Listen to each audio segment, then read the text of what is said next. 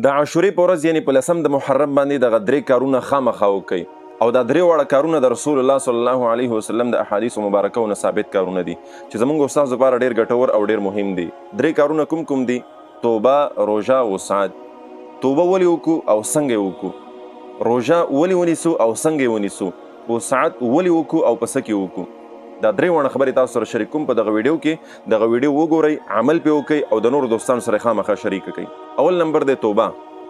حدیث مبارک کې راځي رسول الله صلی الله علیه وسلم فرمایي چې د محرم دا میاشت د الله میاشت او په دې میاشت کې الله جل شانه مختلفو انبیاء کرام او قومونو ته اعزازات او نجات ورکړی، لکه د بني اسرائیلو توبه او دعا په دغه ورځ باندې قبوله شوې وه او الله جل شانه موسی علیه السلام او د هغه قوم ته د فرعون نه نجات ورنصیب کړی. فرعون الله جل شانه غرق کړی. دغسې حضرت آدم علیه السلام د هغې دعا هم په دغه ورځ باندې قبوله شوې وه او دغه رنګې حضرت عیسی علیه السلام په دغه ورځ باندې الله جل شانه اسمانونو ته خېجولی و او حضرت یونس علیه السلام الله جل شانه په دغه ورځ باندې هغې ته هم نجات ورکړی و، یعنی د مهي د خېټې نه ازادي ورته نصیب کړې وه.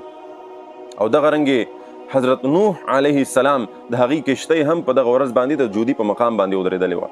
کله چې د نوح علیه السلام په قوم باندې عذاب راتلو، الله جل شانه ورته وویل چې ای نوح کشتۍ تیاره کا. کله چې کشتۍ تیاره شوه ورته ویل چې خپل ملګري دوستان ستا منونکي معتقدین وروخېجه وځان سره یې که چې کشتۍ روانه شو نو روانه وه.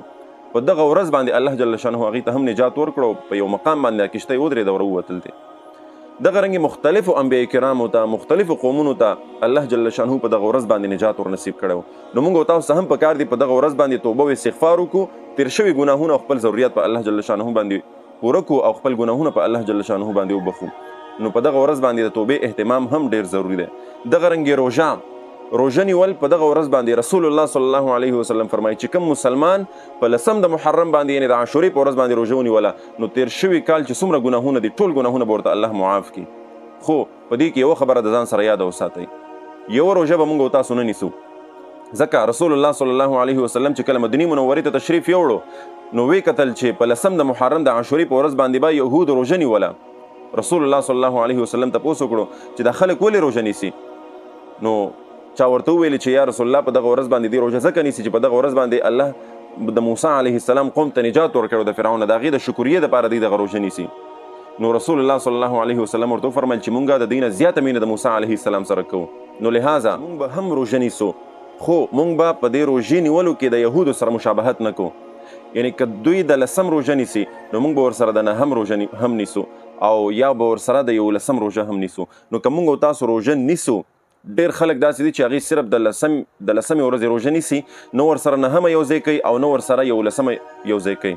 مونږ او تاسو ته پکار دي چې مونږ روژه نیسو نو مونږ به 2 روژې نیسو، یا به 9 او 10 نیسو یا به 10 او 11 نیسو، ځکه یوه روژه نیول دا مکروه عمل دی او په دې کې مشابهت د یهودو سره راځي. ځکه رسول الله صلی الله علیه وسلم فرمایي من تشبه بقوم فهو منه، چا چې د کوم قوم سره مشابهت وکړو د قیامت په ورځ به دی د هغې سره وي.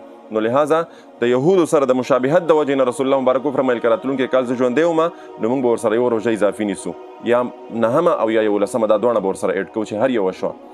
نو بیا ژوند وفا ونه کړو، رسول الله صلی الله علیه وسلم تشریف د دنیا نه یوړو، خو دغه ارشاد مبارک یې فرمایلی او لهذا په دې به موږ او تاسو عمل کوو. نو ورپسې دریم نمبر وسعت کول. وسعت ولې کول او په څه کې کول؟ وسعت کول دی په رزق کې، په خپل اهل و عیال باندې وسعت کول دی، په دغه ورځ باندې ښه خوراک په خپلو بچیانو په خپلو کور والو باندې خوړل دي. او دا ولې؟ د دې په باره کې حدیث سے رسول الله صلی الله علیه وسلم فرمایي چا چې په 10 د محرم د عاشورې په ورځ باندې په خپلو بچیانو باندې خوندور خوراک وکړو، یعنی د عام معمول نه پې ښه خوراک وکړو، بهترین خوراک یې پې وکړو، نو رسول الله صلی الله علیه وسلم فرمایي چې الله جل شانه به د ده په رزق کې برکت واچي او راتلونکی کال د ده په رزق کې به الله جل شانه بې انتها برکتونه واچي او سعادت به ورته الله جل شانه په رزق کې ورنصیب کړي. د دغې یوې ورځې په دې وړوکي عمل سره چې په خپلو بچیانو باندې ښه خوراک کول دي، د دې په برکت سره به الله ستا د ټول کال د راتلونکي کال ټول رزق به درته الله چې دی دا فراخه کړي او برکت به درته پکې واچوي، د رزق بندې دروازې به در باندې الله جل شانه کولاو کړي. نو هر مسلمان ته پکار دی، کوم مسلمانان چې دا وخت زموږ دا ویډیو ګوري هغې ټولو ته زما دا خواست دی چې په دې 3 خبرو باندې عمل وکړی شي نو ډېره بهتره ده، او په دې اخرنۍ خبره باندې هم عمل ضروري دی. په دغه ورځ باندې په کور کې ښکلی خوراک تیار کړئ، هغه خوراک تیار کړئ کوم چې ستاسو د اهل عیال خوښیږي د هغې د خوښې خوراک تیار کړئ، خوندور خوراک تیار کړئ او په خپلو بچیانو باندې وخورئ. الله جل شانه دې په دې دریو خبرو باندې موږ ته د عمل کولو توفیق را نصیب کړي. دغه پیغام نورو مسلمانانو ته هم ورسوئ. السلام علیکم ورحمة الله وبرکاته.